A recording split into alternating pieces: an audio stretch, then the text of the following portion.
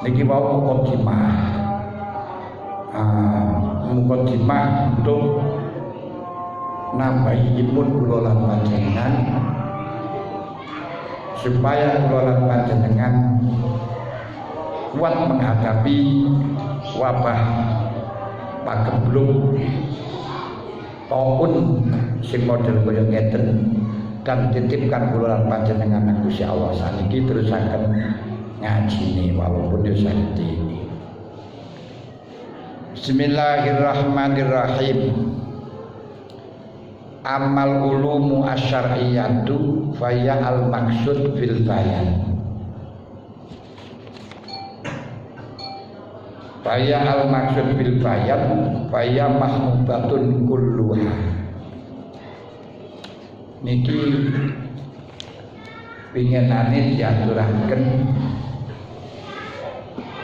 ilmu niku ana ilmu sing wajib, ana ilmu sing sunat, ana ilmu sing mubah. Ilmu sing wajib niku ilmu hal, ilmu yang sedang kita hadapi. Ilmu sing haram, sing mazmumah, ilmu yang jika kita pelajari malah justru membahayakan. Ilmu yang mubah ketika dipelajari gak membahayakan, ketika dipelajari gak membahayakan, gak belajar pun gak merugikan. Karena ilmu fardu kifayah yaitu ilmu-ilmu yang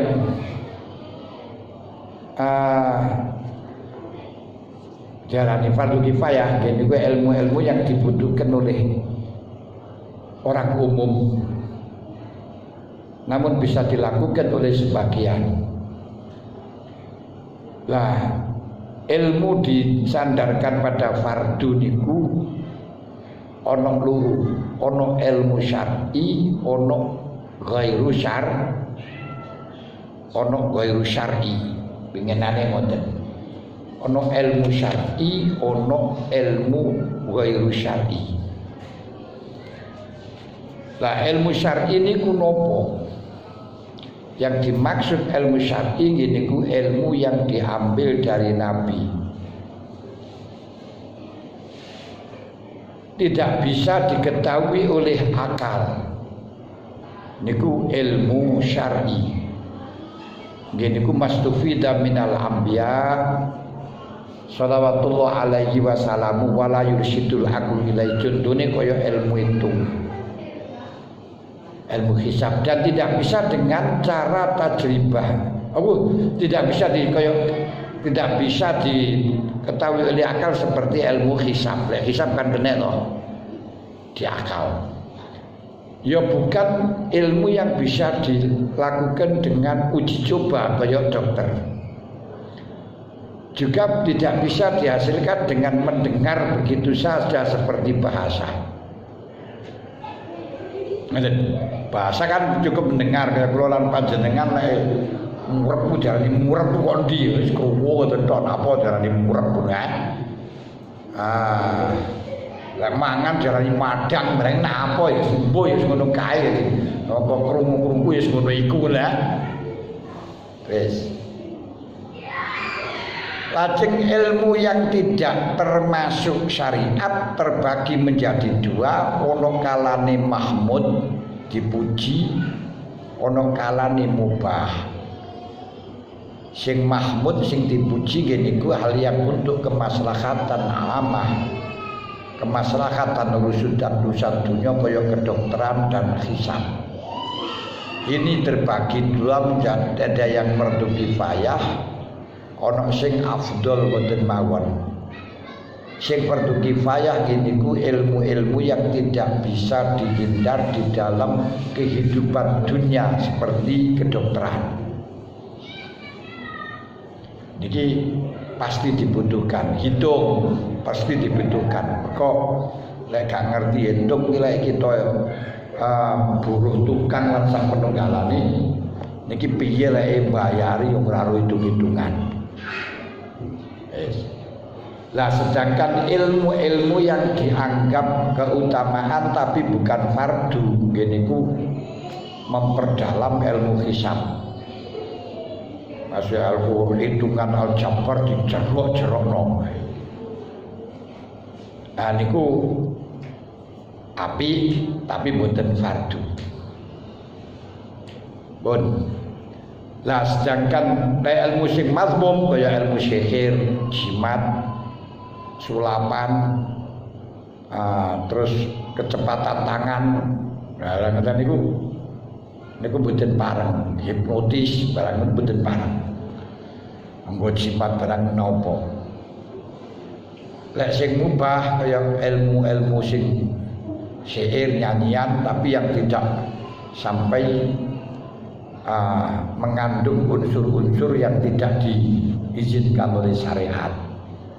Ora usah nyanyian sing apik ngoten lho. Di balik kerudung wajahmu berseri. Di balik kerudung ya. Termasuk rupane jenenge sing ngandung pelajaran rakit-rakitlah dahulu, renang-renang ke tepian, yang kan hal sing ngandung hal yang tidak pantas ya manu itu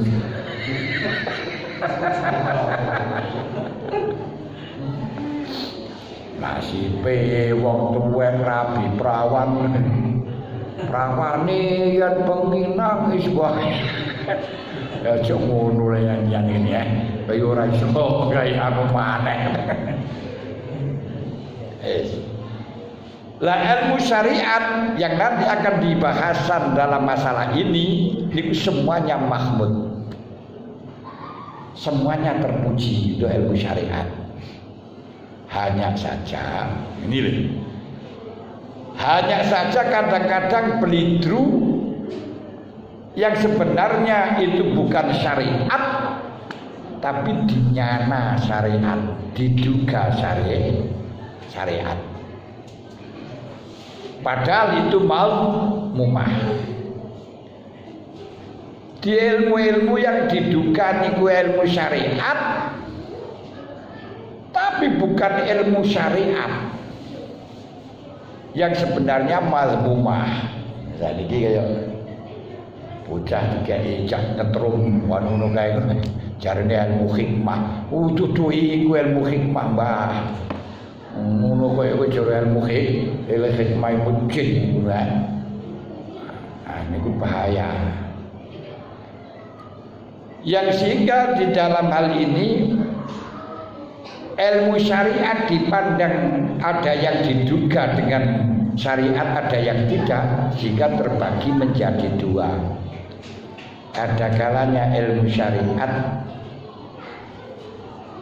yang mazmum, yang mahmudah, yang dipuji, ada kalanya yang mazmumah, yaitu dimaki. Lah yang mahmudah sekarang yang kita bahas, ilmu syariat yang mahmudah itu ada 4 hal, 4 tingkatan. Di ilmu syariat sing mahmudah niku ada 4 tingkatan. Apa? Siji ilmu usul. Bukan tukang usul niku ora. Pokok niku sumber. Nah, pokok niku sumber. Sumber niku yang bisa mengalirkan segala air itu jadi sumber. Kedua, furu itu cabangan, kali-kali itu kan. Ketiga, muqaddimah, dasaran. Jadi ya kali niku ya bener ana banyune tapi ora kudu didasari karo diduduki ora metu betul lah. Ketika penyempurna. Berarti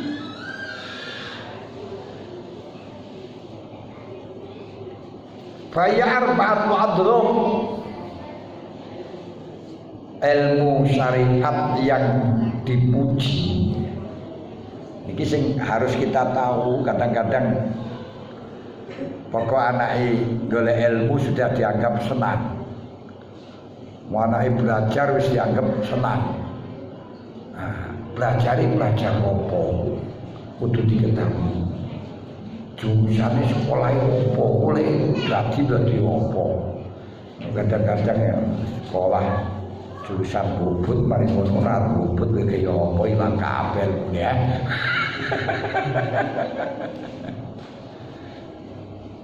Ilmu sing jurusan juragan apa sing ilmu jurusan buruh. Ketika panjenengan sekolah golek ijazah semuanya jurusannya dadi buruh. Urusan tadi jurusan bubut tadi buruh. Urusan mesin tadi buruh. Penjahit tadi buruh. Masih urusan gambar arsitek tadi buruh. Papel tadi buruh.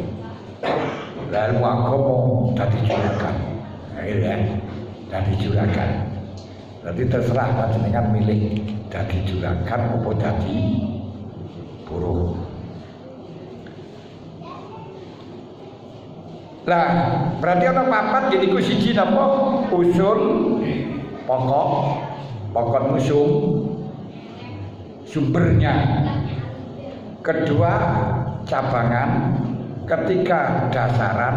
Keempat, penyempurna. Penyempurna ini penyedap Ajinomoto.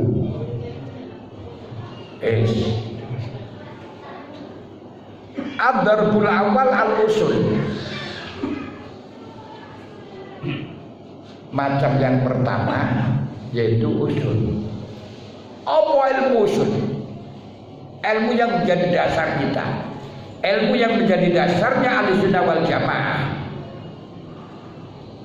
Perlu kita ketahui, untuk usul itu ada 4. Sumber hukum menurut kita Ahlussunnah wal Jamaah ada 4. Paham? Ini penting.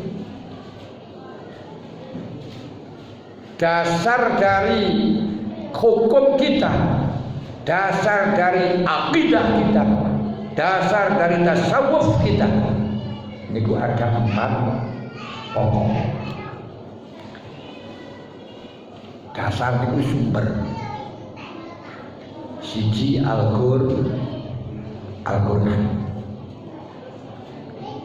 Yang dikehendaki Al-Qur'an di sini adalah al-lafzu al-munazzal ala sayyidina Muhammadin sallallahu alaihi wasallam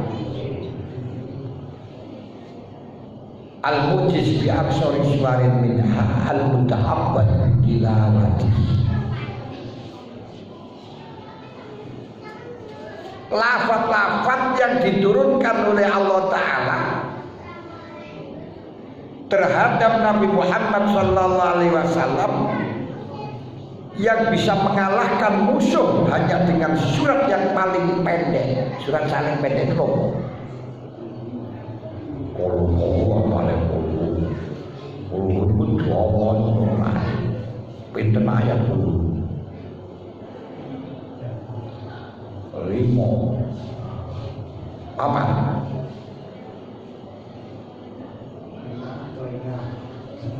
Surat Kautsar. Jenenge surat Kautsar. Inna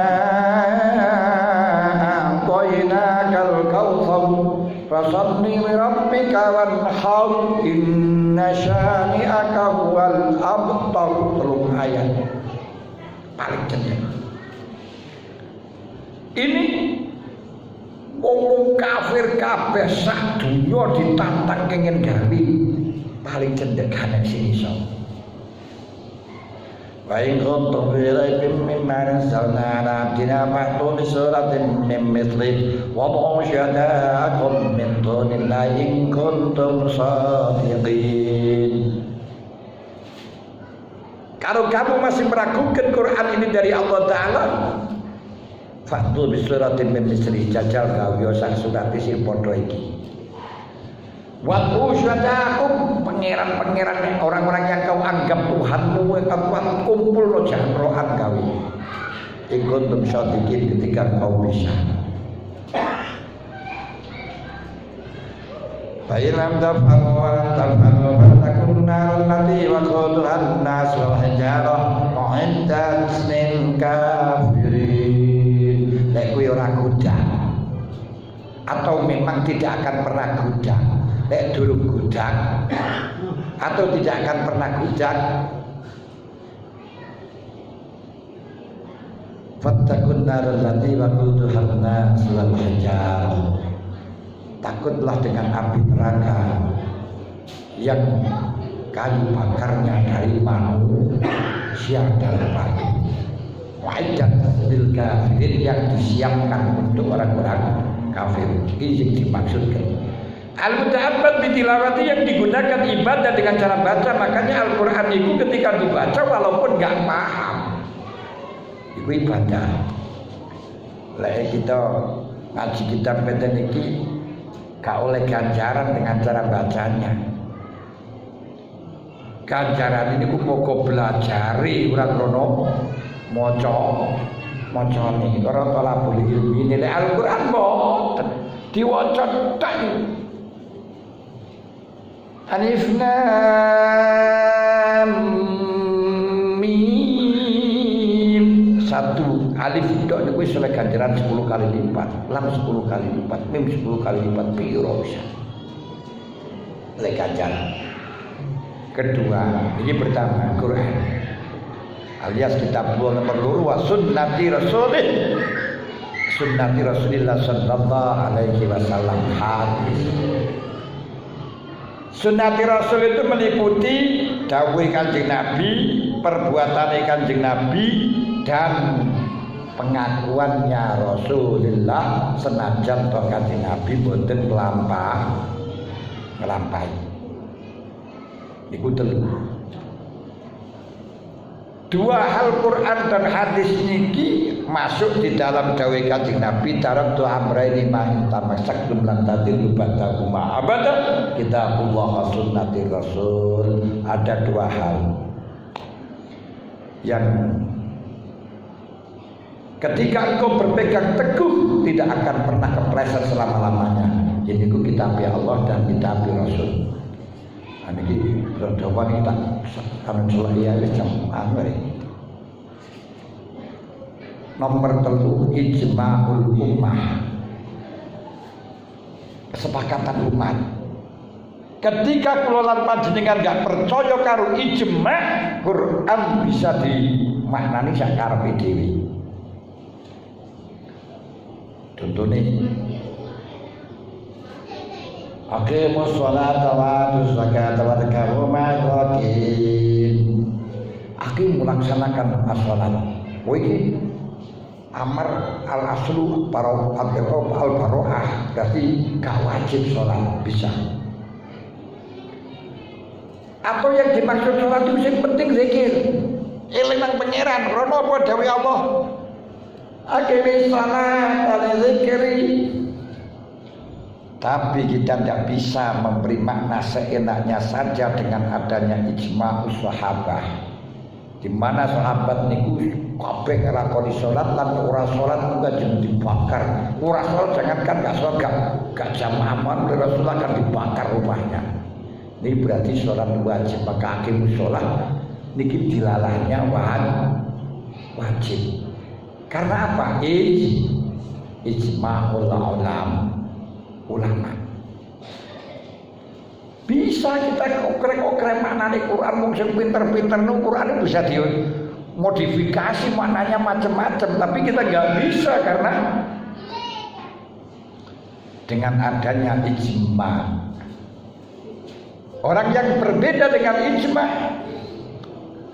berarti keluar aku akan dicancam neraka. Karena Rasulullah Taala mengatakan, wa may yushaqiqir rasula min ba'di ma tabayyana lahu la yattabi' ghayra sabil mu'minina ba'di ma tawalla wa nusri jahannam masira. Siapa yang berpaling daripada kesepakatan orang Islam, orang mukmin, maka dipersilakan oleh Allah Ta'ala dan akan dimasukkan neraka. Yang keempat, asar sahabah, yaitu hadis sahabat. Kalau ada yang lebih lagi, keempat adalah qiyas. Yang mengatakan usul. Jadi qiyas itu bukan usul. Qiyas itu bagian daripada cara untuk mengkaji, metode, bukan usulnya, metodenya. Ya karena kias yang dikiaskan itu yang diambil dari Quran dan hadis. Pengambilan Quran dan hadis itu melalui dengan hadis. Wal ijma' asrun min haitsu innahu yadullu ala sunnah. Ijma' niku adalah menjadi pokok karena ijma' itu menunjukkan sunat, seperti halnya sholat Id itu sunat karena dilakukan, ditunjukkan oleh ijma'nya para sahabat semuanya melakukan sholat Id, sehingga Abu Hanifah mengatakan wajib. Wa huwa aslun min darajati salisah, ini pokok yang ketiga. Wa kadzal asar fa innahu aidan yadullu ala sunnah. Demikian pula hadis-hadis sahabat bisa dijadikan asar bukan karena qaul sahabat, tapi qaul sahabat ini karena bisa menjelaskan tentang asbabun nuzul, tentang asbabul wurud, tentang tafsir yang beliau terima dari Rasulullah. Nah, ini diantara nih. Kalau kita lihat dari ayat laqad kafara alladziina qalu innallaha thalithu tsalatsa. Gusti Allah mengatakan mengarani Gusti Allah nomor telu niku berarti kafir. Atau kafir oleh Nabi karo wong Islam. Tapi Ibnu Abbas mengatakan ayat ini diturunkan setelahnya tabdil, setelahnya dirubah agama Yahudi telah diganti, sudah dirubah. Makanya kawin dengan orang non-Islam masih dipersilahkan, ada beberapa syarat. Tapi lah orang non-Islam kawin dengan Islam nggak boleh. Ini diantara nih. Karena apa? Karena asar, karena dawai Ibnu Abbas. Ini karena nafsiri Qur'annya niku. Jadi antara nih untuk menafsiri aku hadis, menunjukkan hadis atau menunjukkan Quran. Banyak makna-makna Quran yang telah ditunjukkan oleh hadisnya sahabat. Ini kalau contohkan kejawan. Kenapa di anak sahabat radhiyallahu anhum qad syahadul wahya wa tanzila wa adraku bi qara'il ahwal ma ghaba ghairihim iyatan. Karena sahabat telah menyaksikan Quran diturunkan, mengetahui situasi dan kondisi waktu diturunkan. Yang mana pengetahuan itu tidak bisa diketahui oleh selain sahabat. Marubama la tuhitul ibadah bima adraka bil qara'in, karena ada sesuatu yang bisa diketahui dengan qarinah yang tidak bisa diungkapkan dengan kata-kata. Min hadzal wajib wa min hadzal wajib ra'il ulama al-iqtidah minhum. Karenanya pendapat ulama adalah mengikuti para sahabat, bertamassuk bi asarihim, dan berpegang teguh dengan hadis-hadis sahabat. Tapi wadzalika bisyartin maksusin indaman jarah, ada syarat-syarat tertentu untuk sahabat yang bisa diikuti gitu, kudu mutasil, kudu jelas dan lain sebagainya. Walayalika cuman walayali bayanu biadzal fan, dalam hal ini nggak patut dijelaskan karena ini bukan penjelasan dari usul fikih. Itu akan dijelaskan di dalam usul fikih. Ini namun secara gamblang perlu kita ketahui bahwa dasar syariat kita, dasar tasawuf kita, dasar akidah kita itu ada 4: Quran, Sunnah, Ijma, dan Athar Shahab pun. Nah, ini kita kalau terusaken nggih betul nopo-nopo kalau bener, tapi kalau jenengan terus ngantuk wis sak jam. Sak jam pun dulu. Nggih sak jam setengah. Nggih. Pun iki mawon nek wonten sing tanggetaken monggo. Lho. Sampun ngantuk ta? Nggih, Al-Fatihah.